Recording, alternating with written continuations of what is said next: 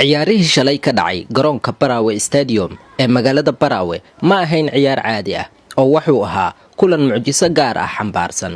Bulabazi iyo Israel ayaa u tartamayay ciyaarihii kama dambayska ahaa ee finalka horyaalka Barawe. Labada kooxba waa kooxihii ugu adkaa horyaalka sanadkan. Garoonka kubadda cagta ee Barawe Stadium shalay wuxuu u muuqday fagaaro mucjisooyinka lagu soo bandhigo qaab ciyaareedka ay la yimaadeen labada koox awadeed.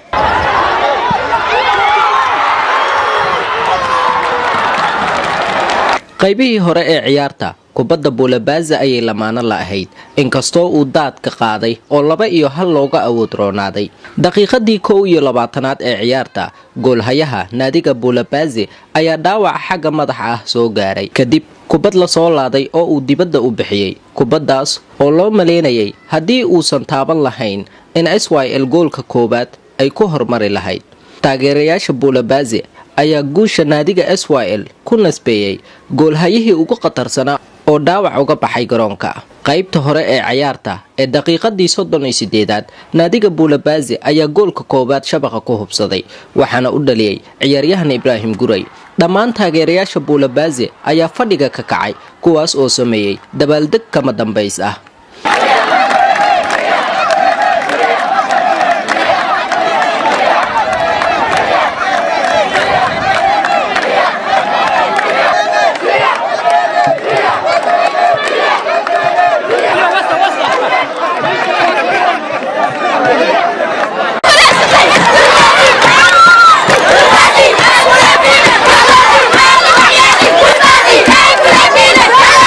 Bulabazi kaambiyada hore oo dhan waa ay dabaaldegaysay laakiin maxaa ka raacay?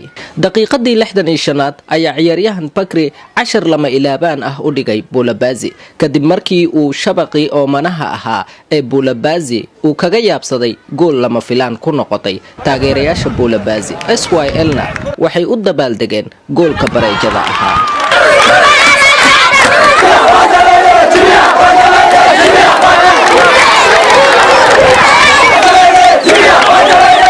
halka Bulabazi ay isweydiinayeen siday ku dhacday. isla daqiiqadii 8aad ayuu Bakri goolka guusha ahaa ka dhaliyay naadiga Bulabazi.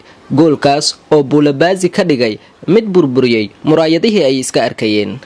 laakiin Bulabazi dadaalkeedu ma yareen mucjisooyinkii ugu badnaa ayay soo bandhigeen shalay. garsooraha dhexdhexaadinaya ciyaarta Munahir Sharif Abubakar bin Salim ayaa kaarka casaa u taagay Najiib Nani oo SYL ah iyo Baba Ali oo qadka dhexe uga ciyaara naadiga Bulabazi kadib markii ay la murmeen garsooraha.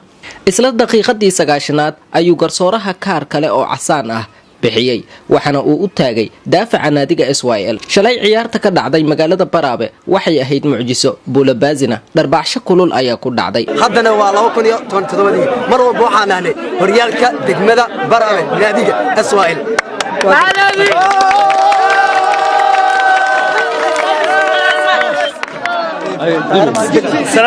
السلام عليكم ورحمة الله وبركاته.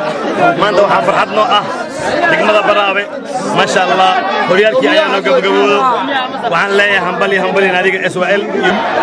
إلهي بمحسن نقدر جدد الإسلام قربت السيدة على أركيسين بعيارها فينا الكهاي حافظها دقمة براوي يا هل كان شوي مد حافظها إن سيدان لو عياره oo hadda alla yiraahdo maarta dadka ay soo baxaan waxa keenayo waa amnigana hadda alla yiraahdo waxaan ku mahadsan awalan Ilaahay baa ku mahadsan marka labaad shacabka degmada iyo waxaan ku mahadsan ciidamada xoogga dalka Soomaaliyeed.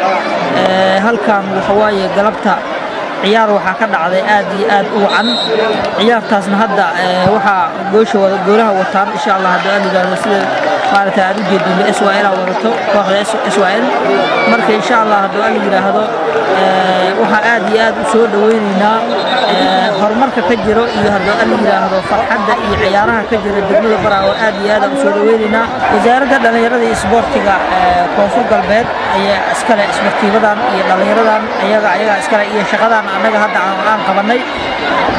waxaan leenahay anaga ammaanka iyo hadda alla yiraahdo dhalinyarada iyo nidaamka waa ku dadaalnay.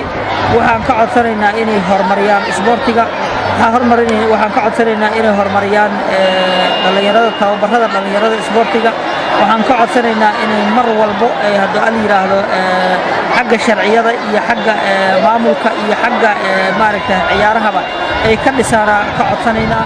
Fuad Shoblakafe, KGS TV, Barawe.